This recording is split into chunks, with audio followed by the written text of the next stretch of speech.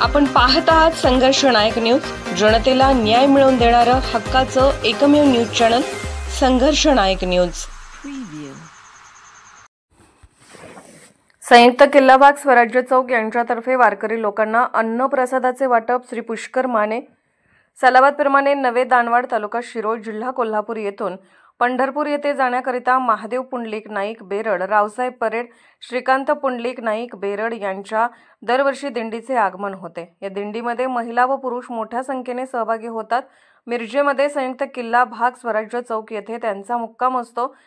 या मुक्कामाच्या ठिकाणी त्यांचे अन्नप्रसादाचे नियोजन दरवर्षी करण्यात येते। त्यांची राहण्याची व जेवणाची व्यवस्था संपूर्ण मंडळामार्फत करण्यात येते।